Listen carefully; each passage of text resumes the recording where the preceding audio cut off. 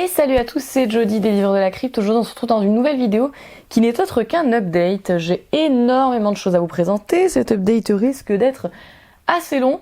Voilà, j'ai pas mal de choses à vous présenter, que ce soit en livre et en série ou film, donc voilà. Avant de commencer cet update, je voulais juste vous faire une petite intro pour vous rappeler que le 28 et 29 octobre prochain, du coup, aura lieu le Frisson Festival. Festival de littérature horrifique, du coup, salon de littérature horrifique. J'ai la chance d'en être la marraine. Le parrain est Patrick Sénécal. Je vous rappelle cela puisque le site internet du coup est tombé, ça y est. Et vous pouvez donc aller voir tous les auteurs qui seront présents lors du festival, auteurs, maisons d'édition et bien sûr autres exposants puisqu'il n'y a pas que des auteurs. Donc voilà, je vous mettrai le lien en barre d'infos, n'hésitez pas à aller voir ça parce que ben voilà, on veut vous y voir nombreux et ce sera avec grand plaisir bien sûr que je vous y rencontrerai. Voilà, donc n'hésitez pas si cela vous intéresse à vous renseigner. Ce sera à Reims du coup le 28 et 29 octobre prochain, c'est le Frisson Festival. Nous allons donc, suite à cette introduction, commencer ce petit update avec des... Là on a vraiment un peu de tout, on a de la pépite, on a du moins bon, voilà, c'est très varié, vous allez voir, avec également des genres littéraires assez variés.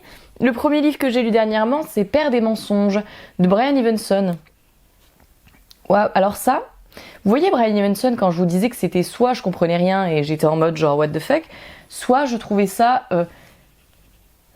incroyable, mais en même temps Brian Evenson, même quand c'est incroyable, c'est assez horrible. C'est le cas pour celui-ci. On est sur un très bon Brian Evenson, mais nous sommes aussi sur un Brian Evenson absolument atroce. Quand je vous dis atroce, c'est atroce. On va suivre les confessions d'un doyen respectable d'une secte religieuse, d'un haut placé, si vous voulez, d'une secte religieuse, qui s'appelle Eldon. Et Eldon, en fait, il fait souvent des cauchemars, des trucs assez fous, il a des paniques nocturnes assez impressionnantes, à tel point que sa femme va lui dire, bon, allez, va suivre une thérapie, parce que là, mec, il y a des choses qui vont pas. Donc il va aller se confier, du coup, évidemment, à ce psychiatre, psychologue, voilà, que sais-je, à ce thérapeute, et du coup, il va confier des choses sur sa vie, son parcours finalement, et c'est absolument terrible à lire. Voilà, c'est terrible à lire, sachez-le. Extrêmement bien construit, bien réalisé dans l'horreur qu'il raconte, mais à la fois vraiment, vraiment horrible, puisque évidemment, il va se confier sur tout ce qu'il a commis et sur ce qui pourrait être à la source des cauchemars qu'il a en fait de façon assez récurrente. Gros trigger warning sur beaucoup de choses, sur le viol, sur la pédophilie, meurtre, et j'en passe. Voilà, on est vraiment sur ce genre de récit. C'est un récit qui te fait, enfin moi personnellement, bon, non pas que je n'avais grande foi en celle-ci tout de même, mais qui m'a tout de même fait perdre foi en l'humanité, je tiens à le dire. Tu détestes le personnage principal, vous n'aurez aucune affection pour lui, mais c'est voulu. Voilà, c'est voulu, sachez-le, vous allez le détester, c'est voulu. C'est un récit, si je devais le qualifier, qui est absolument horrible, mais à la fois très bien réalisé dans son horreur. C'est un récit qui me fait penser un petit peu, vous savez, à ces récits coup de poing, tels que Une fille comme les autres de Jack Ketchum, voilà, Le Koretsky, Poppy Z. Bride, enfin on est un peu dans cette veine-là, quoi. Tu restes pas de marbre quand tu lis ça, et c'est très très dur. J'ai lu ensuite Belladonna de Adaline Grace. C'est un 2 Saxus, voilà, j'aime bien me lancer des fois dans des 2 Saxus. Il y en a certains où ça a plutôt réussi, Le Royaume des damnés, moi j'attends la suite avec impatience. Et Belladonna, c'est une réussite également. Après, il faut dire que je me tourne toujours vers les 2 Saxus qui peuvent plutôt me plaire, donc voilà. Là, j'ai vraiment beaucoup aimé. On va suivre, si vous voulez, Signia. Signia, elle est orpheline, et depuis toujours, elle a l'impression que l'ange de la mort suit ses traces. Voilà. Elle peut pas mourir. Elle a tenté toutes les techniques possibles et inimaginables pour crever. Elle ne peut pas mourir, ok. Elle a tout essayé, mais elle ne peut pas décéder, voilà. Et donc du coup, elle va essayer de débusquer un meurtrier à l'aide de l'ange de la mort qui va l'accompagner. J'espère que j'ai été claire, je ne sais pas du tout si c'était clair ce que j'ai raconté. Voilà. En tout cas, c'est ce qu'il faut retenir. C'était excellent, j'ai trouvé l'ambiance unique, c'était très bien écrit. Il y a une grande part de romance dans ce récit, à savoir. Voilà, grosse part de romance. Part de romance qui plus est un petit peu étrange, évidemment. Avec un ange de la mort qui suit ce personnage depuis toujours. Un petit peu bizarre. Mais tout de même, moi j'ai bien apprécié. J'ai trouvé ça très très bien fait. Une ambiance gothique résolument intéressante. Des péripéties assez chouettes. Un récit fantastique du coup que j'ai trouvé assez bien construit, assez bien réalisé. Les seuls moments qui m'ont saoulé, je dois l'admettre, c'est en fait si vous voulez dans le récit, vous avez des moments où notre personnage principal, elle doit s'adapter à la caste dont elle veut faire partie, si vous voulez. Et du coup, il y a des moments où elle suit des cours pour devenir une vraie lady. Enfin, moi, ça m'a gonflé, ça m'a saoulé vraiment. On aurait pu s'en passer. Hein, sincèrement, on aurait vraiment pu s'en passer. Ça, c'est un truc, j'étais genre... À chaque fois qu'il y avait des scènes comme ça, j'étais en mode, bon, c'est bon, on peut repasser à l'histoire maintenant. S'il vous plaît, parce que là, vraiment, genre... Lourd, relou, voilà. Mais sinon, ça va. C'était un bon récit, une bonne romance. J'ai hâte d'avoir la suite. Hein. Du coup, moi, c'est... J'étais transportée, j'étais dedans. J'ai lu ensuite un récit que j'ai adoré. Mais qu'est-ce que c'était chelou. Je le savais, hein. Mais alors, qu'est-ce que c'était chelou. Mais j'ai adoré. J'ai vraiment adoré ma lecture. Alors là, ça plaira pas à tout le monde. Voilà, là, je mets un gros disclaimer avant de vous annoncer ce titre. Ça va pas plaire à tout le monde, c'est vraiment bizarre. On est dans de l'horreur très particulière. Il s'agit de Lapvona, de Ottessa Moshfegh. Lapvona va être traduit en français, pour les intéressés. Voilà, ça sera courant août, je crois, si j'ai bien vu ça. Ça va être traduit en français, hein. Je l'ai lu en anglais, mais sachez-le, voilà, vous pourrez le découvrir si cela vous intéresse, hein, puisque bon voilà, c'est assez chelou, vous allez le voir, je vais vous dire. Lapvona, c'est un roman souvent, je l'ai vu décrit comme sur Goodreads, comme l'un des romans les plus dégueulasses jamais écrits. Il y avait plein de gens, mais des tonnes de gens qui mettaient « c'est atroce, je n'ai pas réussi à le finir, c'est ignoble, machin, etc. » Je ne suis pas d'accord avec ceci. Moi, si vous avez l'habitude de lire de l'horreur, si vous êtes comme moi, voilà, si vous, pas désensibilisé non plus, mais je veux dire, voilà, vous avez compris, vous avez l'habitude, c'est un genre que vous connaissez, vous n'allez pas, au demeurant, trouver ce récit affreusement gore. Il y a bien pire. Voilà, il y a bien pire. C'est juste, à mon sens, extrêmement perturbant comme récit. C'est de l'horreur très déstabilisante. On va suivre Marek et Jude, père et fils, dans un cadre moyenâgeux, qui vont élever des chèvres dans une exploitation. Et on va suivre, à ces deux personnages, leur péripéties, ce qui va leur arriver. Les personnages de ce roman ne sont pas attachants. L'ambiance, elle y est un petit peu, si vous voulez, poisseuse, dégoûtante. On est vraiment dans un truc, vous voyez, un peu... Voilà, c'est Burke, on est dans une ambiance, voilà, vous voyez, ambiance moyenâgeuse, mais sale, tu vois, vraiment, voilà, le truc, voilà, crado et malaisant au possible, voilà. Les scènes violentes, elles sont nombreuses dans ce récit, mais elles ne sont pas gratuites. C'est-à-dire qu'elles servent soit à l'ambiance établie, soit à la narration en règle générale. Moi, voilà, je tiens à vous le dire, il y a du trigger warning à foison. Trigger warning cannibalisme, meurtre, viol, violence en tout genre. Voilà. Donc à mon sens, même si ce roman n'est pas toujours qualifié comme un roman horrifique, c'est un roman horrifique. Hein. Pour moi, c'en est un. Voilà. Je tiens à le dire. On est, à mon sens, dans un roman qui te présente les pires méandres de l'humanité. On a une grosse présence de la religion dans ce récit. Les femmes, elles sont très peu considérées dans ce récit et dans ce contexte historique, puisqu'elles sont considérées avant tout comme des mères nourricières. La violence aussi, elle est jamais condamnable dans ce contexte historique. Donc en fait, t'as vraiment une ambiance mise en place. À mon sens, c'est extrêmement cohérent jusqu'à la fin qu'il était aussi. Et puis, je sais pas, moi j'avais envie de connaître la suite. J'ai été embarquée résolument dans ce récit qui ne plaira pas à tout le monde, donc je tiens encore une fois à le préciser, mais qui sur moi a tout à fait marché. Voilà. Vous le savez ensuite, j'ai été extrêmement déçue par ma première lecture de la collection Gore. Le premier roman que j'ai lu de la collection Gore, c'était une catastrophe. Une catastrophe absolue. Vous pouvez le retrouver d'ailleurs dans mes pires lectures, je crois, de l'année 2021, si mon souvenir est bon. Voilà, c'était vraiment une catastrophe. Catastrophe telle que, comme vous pouvez le constater, je n'ai lu mon prochain Gore que là. Voilà. Tellement vraiment ça a laissé en moi un souvenir absolument catastrophique. Bref. Je pense du coup qu'il s'agit d'une collection vraiment où la qualité est très variable. J'ai lu Cauchemar à Staten Island de Gilles Bergal, qui fut une réussite dans la collection Gore. On est dans une horreur qui se prête beaucoup à l'été, puisqu'on est dans une horreur ici maritime, aquatique. Donc c'est très intéressant. Si vous voulez, tous les gardiens de nuit d'une société disparaissent. On ne sait pas ce qui se passe. T'as un homme qui va enquêter pour comprendre du coup le pourquoi du comment. Pourquoi tous ces gardiens de nuit disparaissent.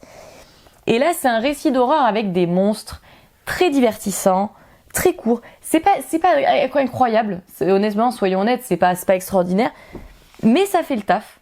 Ça fait le taf. Voilà, c'est divertissant, c'est amusant. C'est vraiment de l'horreur de divertissement. Voilà, si vous avez envie d'une lecture horrifique, pas prise de tête, c'est amusant, c'est voilà, il y a du sang, il y a de l'action, allez-y. Bon, il me reste encore un Gore dans ma palle que je n'ai pas encore lu. À voir si cela me réconcilie avec cette collection qui, donc voilà, pour l'instant, ça j'aime bien. Et le premier que j'ai lu, j'ai détesté. Voilà. Je crois que c'était Retour au bal à Dallstein, le premier que j'ai lu. J'avais vraiment haï. Là, c'est vraiment un bon Gore si vous voulez lire un truc divertissant. Donc, si le cœur vous en dit, allez-y. Et puis moi, je vais continuer ma petite découverte de cette collection en espérant que la qualité du coup continue. Ensuite, j'ai lu Immortality, A Love Story de Dana Schwartz, qui est la suite de Anatomy, A Love Story de Dana Schwartz, que j'avais beaucoup aimé. Dans Anatomy, on allait suivre une jeune fille qui, dans le contexte historique dans lequel on se trouve dans ce récit, veut devenir chirurgienne, médecin, mais ne peut pas le devenir, puisqu'à l'époque, seuls les hommes peuvent exercer ces professions. On va suivre du coup, évidemment, les risques que va prendre cette jeune fille pour devenir médecin, puisqu'elle va s'entraîner sur des cadavres, et elle va rencontrer un garçon, etc. Voilà, il y a un petit fond de romance là-dedans, tout ça. Mais on est dans une ambiance résolument gothique, sombre, macabre, dans le premier. Dans le second, j'ai pas du tout retrouvé cette ambiance. J'ai été déçue du second tome, il faut l'admettre, parce que je n'ai pas retrouvé l'ambiance gothique, sombre, que j'avais dans le premier tome. Ce qui, de toute évidence, m'a beaucoup déçue, forcément. Donc ce n'est pas du tout une réussite pour ce second tome, je suis navrée de le dire. Mais voilà, je me suis même parfois un petit peu ennuyée à ma lecture. Il y a des moments qui étaient vraiment bien, tout n'est pas à jeter, c'est pas un mauvais second tome, mais si vous avez envie de retrouver vraiment la même ambiance, moi j'ai trouvé que ça changeait pas mal au second, donc voilà. J'ai lu ensuite Infernal, Histoire illustrée du diable de Demetrio Paparoni, puisque j'ai découvert une collection magnifique, c'est la collection Cernunnos, des éditions Cernunnos, voilà. C'est absolument génial, ce sont des livres d'art qui sont absolument sublimes, sur des sujets tous très différents. Ici évidemment, Histoire illustrée du diable, on est sur un livre d'art qui va évidemment se concentrer sur l'histoire illustrée donc, de cette figure diabolique, de cette figure du diable. Alors évidemment, sachez-le, dans cette lecture, il s'agit d'une histoire illustrée. Donc ici, les illustrations sont grandement supérieures au texte explicatif. Si vous voulez, vous avez une introduction et ensuite on va vous distribuer, vous montrer des images qui vont du coup illustrer le propos tenu dans l'introduction. Et c'est très intéressant puisqu'effectivement on montre cette figure sous toutes les coutures, que ce soit dans l'art, dans la sculpture, la publicité, la mode, la musique. On montre l'association de cette figure avec la féminité depuis des lustres, qui a été réalisée. On montre aussi sa représentation sur les albums de métal, bien que ce soit succinct. Il y a pas, évidemment, ce serait interminable de montrer tous les albums de métal dans lesquels cette figure est représentée. Et c'est très intéressant, si vous êtes comme moi, que vous aimez l'art, et que l'art sombre vous intéresse, ça peut vous intéresser. C'est un régal pour les yeux. Moi, j'ai trouvé ça vraiment extraordinaire. J'ai beaucoup aimé ma lecture de ce livre d'art. Autre livre que j'ai lu, évidemment, je l'attendais avec impatience. Je l'ai reçu, je l'ai lu. Je l'attendais depuis tellement longtemps. Vous le savez, ce manga, c'est ma découverte de l'année. en manga. Ça c'est sûr. Ça sera ma découverte manga de l'année 2023 je pense. C'est Les Liens du sang de Shuzo Oshimi. Là le tome 13 ici. Les Liens du sang, pour ceux qui ne savent pas ce que c'est, même si je vous ai bassiné avec ça, il s'agit d'un manga dans lequel est dépeinte la relation toxique entre une mère et son fils, qu'entretient une mère avec son fils, les conséquences psychologiques que cela a sur lui évidemment, et puis beaucoup d'autres choses. On va suivre ses péripéties. Ici, grosse ellipse temporelle dans ce 13e tome, qui n'a pas plu à tout le monde, mais moi je m'en fous, moi j'ai bien aimé. Ça m'a quand même plu. C'est magnifique. Toujours aussi beau au niveau des dessins que dans les autres tomes. C'est vraiment un manga, moi, qui m'a conquise. Et j'ai si hâte de lire la suite. Je l'ai dévoré, le tome 13. Hâte de lire la suite, c'est absolument magnifique. C'est un manga que je trouve sublime dans sa capacité, évidemment, à te parler avec le dessin. C'est-à-dire que les personnages ne parlent pas, il n'y a pas de bulle, il n'y a rien, mais en même temps, juste tu regardes le visage des personnages et tu comprends tout. Enfin, voilà, je vous montre un petit exemple, mais c'est absolument magnifique, c'est sublime et c'est un manga que je vous conseille. Si vous ne connaissez pas encore Les Liens du sang de Shuzo Oshimi, c'est absolument extraordinaire. J'ai lu ensuite Occulte, sorcellerie, magie et alchimie de l'Antiquité à nos jours de Christopher Dell. Encore un livre des éditions Cernunos que j'ai découvert du coup il y a peu. C'est absolument sublime là aussi. Très différent d'Infernal puisqu'ici il y a énormément d'images également dans ce livre, mais nous sommes plus sur un livre qui dépeint à travers l'histoire toutes les croyances occultes qui ont pu exister évidemment de façon chronologique. Très intéressant. Certains m'ont dit, voilà, moi je suis une novice totale en la matière, je ne suis pas une spécialiste en histoire, certains m'ont dit qu'il y avait quelques incohérences historiques. Voilà, la personne qui m'en a parlé se reconnaîtra sans doute. Effectivement, je ne sais pas. Je vous avoue, là, je ne saurais pas vous dire. Parce que moi, n'étant pas du tout une spécialiste, moi j'étais dans la découverte totale, donc je ne saurais pas vous relever s'il y a des incohérences. Moi, j'ai trouvé ça personnellement très qualitatif, très intéressant. Voilà, si ce sujet vous intéresse, c'est vraiment chouette. Il y a des photos d'artefacts, il y a des photos de lieux magiques, il y a des photos il y a aussi de l'art, il y a vraiment de tout. Et c'était très intéressant comme lecture. J'ai lu ensuite 1 milliard d'années de Lucas Le Gall dans Les secrets de la scientologie. Dans ce livre-ci, on est dans un livre autobiographique de Lucas Le Gall qui porte un pseudonyme en fait, me semble-t-il. Voilà, et qui en fait va nous raconter son parcours à travers l'église de la scientologie lorsqu'il en était un adhérent, lorsqu'il en faisait partie. Il va nous raconter évidemment toutes les croyances qui du coup font partie de cette secte, les dérives, les choses qu'il a pu subir. Ici on est vraiment dans un récit autobiographique en tant que tel. C'est-à-dire que on va du coup suivre le récit de Lucas sur son expérience dans cette secte. Il y a des moments extrêmement choquants, extrêmement difficiles à lire, puisque ici, on se base tout de suite à la lecture dans le fait qu'il s'agit d'une histoire vraie, et donc forcément, ça rend le truc encore plus terrible que lorsque tu lis un roman, tu vois. On va suivre évidemment sa vie personnelle dans une famille dysfonctionnelle, ce qu'il a vécu, de l'endoctrinement jusqu'aux sévices subis, parce que voilà, il y a des choses vraiment glaçantes. L'écriture elle est maîtrisée, fluide, du coup c'est très agréable à lire. Enfin, c'est un récit que j'ai trouvé très intéressant. Voilà, si ce sujet-là vous intéresse, comme c'est le cas pour moi, n'hésitez pas parce que voilà, c'était assez cool, assez intéressant.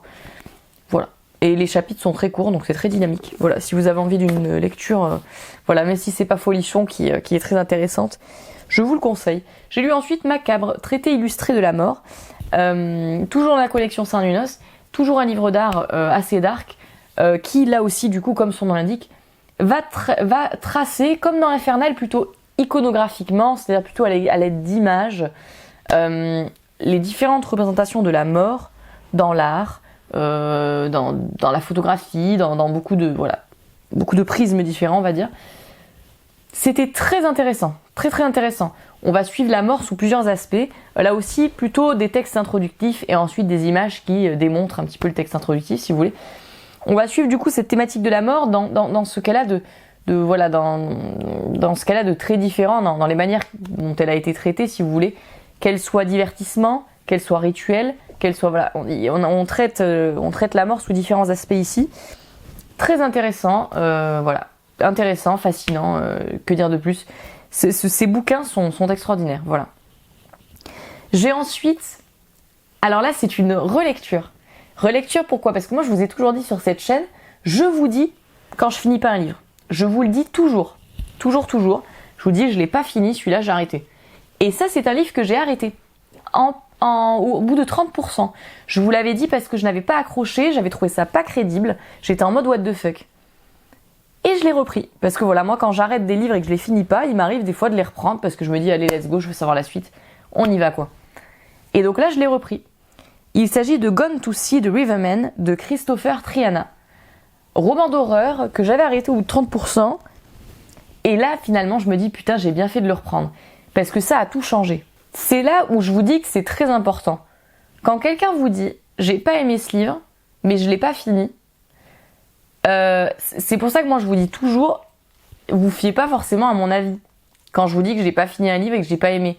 Parce que quand t'as pas fini un livre, t'as pas tout. Forcément, c'est le but en fait. Et là vraiment, Gone to See the Riverman, le fait de l'avoir fini a changé totalement ma perception des 30 premiers pourcents. Pourquoi ? Dans Gone to See the Riverman, on est dans l'histoire, si vous voulez, d'une femme qui s'appelle Laurie. Laurie, elle est assez dérangée de la caboche quand même. Elle a un petit souci dans la caboche parce que elle est amoureuse d'un serial killer absolument atroce, absolument ignoble, qui a commis des actes absolument, absolument ignobles quoi, voilà. Et elle est amoureuse de lui, elle communique avec lui par courrier, mais également au parloir, et donc ce jeune taré va du coup lui dire ah au fait Laurie t'es chaud d'aller faire un petit trek là en forêt, il y a une clé là et tu la donnes au Riverman, au monsieur de la rivière là. Elle dit ok ouais pas de souci, je vais faire ça pour toi, il y a pas de souci, je fais ça pour toi, voilà, parce que voilà c'est l'élu de son cœur, hein. On ne sait pas pourquoi, hein, bien sûr, on ne sait pas ce qu'elle lui trouve, mais c'est l'élu de son cœur. Et donc du coup elle va partir avec sa sœur du coup handicapée, aller réaliser cette besogne. Voilà. On va suivre du coup tout cela. C'est très perturbant. C'est un récit très étrange, mais c'est surtout un récit qui se veut progressif. C'est-à-dire, c'est un récit, tu comprends pas. Comme je vous l'avais dit à ma première lecture, 30% j'ai arrêté, j'étais là, mais what the fuck. C'est un récit, tu comprends pas, tu te dis, mais c'est pas possible. Tu te dis, ce n'est pas possible, ça ne tient pas la route. Les événements que je suis en train de suivre ne tiennent pas la route. Purée. En fait, quand tu continues, tu te dis... Et en fait, tu réalises plein de choses et tu te dis, mais non, mais what? Je détestais au plus haut point le personnage principal de Laurie. Je la haïssais de tout mon cœur. Voilà, on était sur une haine viscérale de ce personnage principal. Là où au contraire j'ai adoré Abby du coup, la sœur du coup qui l'accompagne en fait.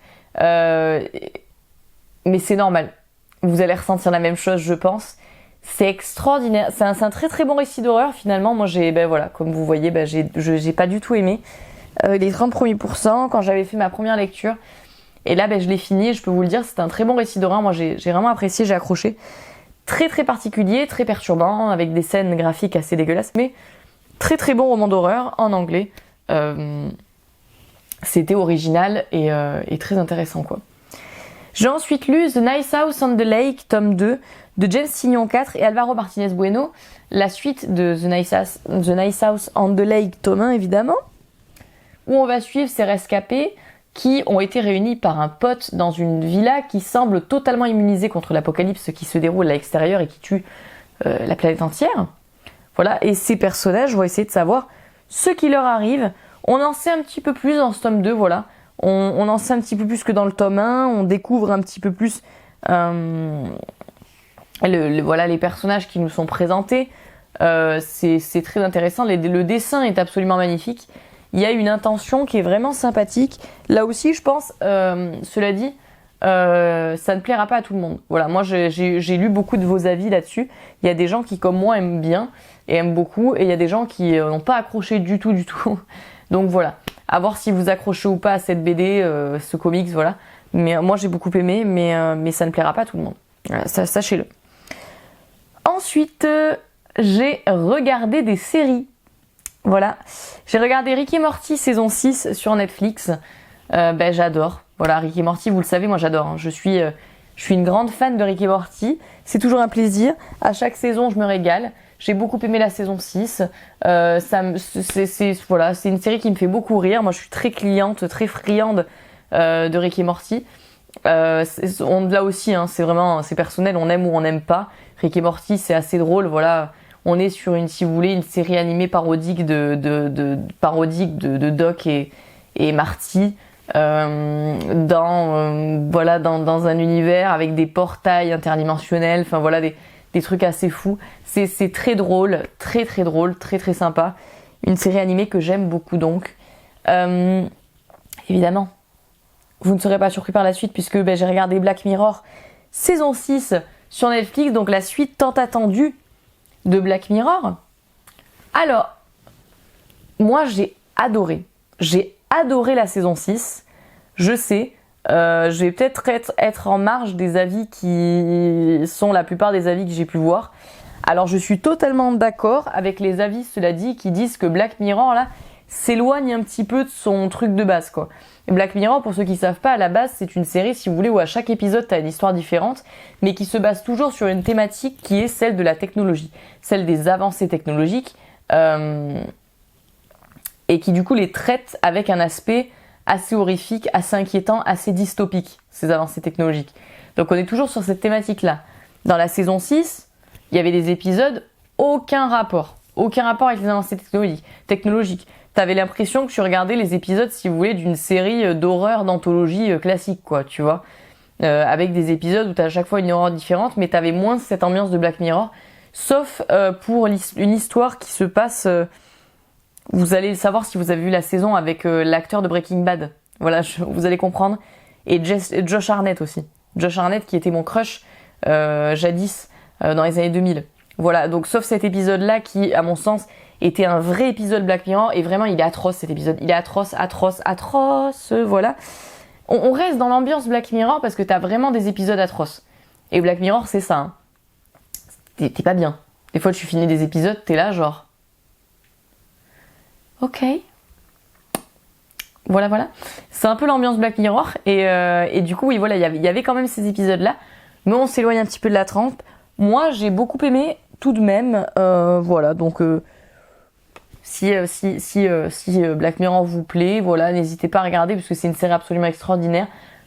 La saison 6, c'est à débattre, mais moi, ça m'a plu quand même. J'ai regardé ensuite un documentaire criminel sur Netflix qui était... L'affaire Fourniret dans la tête de Monique Olivier sur Netflix, là aussi. Voilà, c'est tout est sur Netflix. Et c'était horrible. C'était horrible. Je ne connaissais pas cette affaire criminelle. Je vais ou très peu. Dans les grandes lignes, si vous voulez, mais très peu. Et je ne savais pas à quel point la femme, du coup, de Fourniret avait un rôle prépondérant dans cette histoire. C'était absolument horrible. J'ai cru chialer... des tonnes de fois pendant le documentaire parce qu'évidemment on met en avant les familles des victimes puisque pour ceux qui ne savent pas, le couple Fourniret, voilà, il a tué ils ont tué ensemble des enfants, des fillettes durant des années, voilà, ce qui a laissé évidemment des tonnes de familles de victimes en deuil. C'est absolument ignoble, hein. C'est ignoble. Je dirais pas plus de détails parce que c'est vraiment ignoble ce qu'ils faisaient. T'es au-delà de l'inhumain, tu vois. C'était atroce. Ce sont des personnes horribles. Voilà. Combien de fois quand je regardais le documentaire, vraiment, j'étais trop énervée, quoi. J'étais trop énervée. Je me disais, mais putain, mais quelle bande d'enfoirés, quoi. Enfin, parce qu'il y a pas d'autre terme. Vraiment, et encore, je suis sympa quand je dis ça, tu vois, parce que je pourrais dire pire. Quand tu vois le témoignage des familles des victimes, c'est absolument ignoble. Voilà, c'est pas facile à regarder, sachez-le. C'est un true crime, quoi. C'est un documentaire sur des crimes qui ont réellement eu lieu. Hein. Voilà. Et puis en plus, ici, on traite d'enfants, donc c'est d'autant plus atroce. Sachez-le, c'est pas facile à regarder. Et voilà, en tout cas, j'ai trouvé ça bien que dans ce documentaire, Netflix mette autant en avant les familles des victimes, parce que voilà. C'est eux qu'il faut mettre en avant véritablement. plus que ces horribles personnages qui ont existé. Voilà. En tout cas, c'était très intéressant. Et voilà, c'est un documentaire, voilà, tout ce qu'il y a de plus classique sur un fait divers absolument ignoble. Voilà. J'en ai terminé avec cette update. Je vous ai présenté tout ce que j'avais lu et vu ces derniers temps. Comme vous avez pu le constater, voilà, c'était très fourni. En ce moment, je suis en train de lire Suite impériale de Bret Easton Ellis, qui en fait est la suite de Moins que zéro. C'était 25 ans après la publication de Moins que zéro. Et donc, tu suis les protagonistes. J'en suis au tout début, mais c'est un roman extrêmement court, hein, donc voilà, ça sera vite fait. Et pour l'instant, j'aime beaucoup. On verra bien ce que ça donne. En tout cas, je vous avais dit que je voulais découvrir un peu plus la plume de Bret Easton Ellis, et donc ce sera chose faite avec celui-ci. J'espère que cette update vous aura plu. N'hésitez pas à me dire ce que vous avez pensé des différents livres que je vous ai présentés et séries, etc. Voilà. En attendant, moi je vous fais de gros bisous et je vous dis à très vite pour une prochaine vidéo.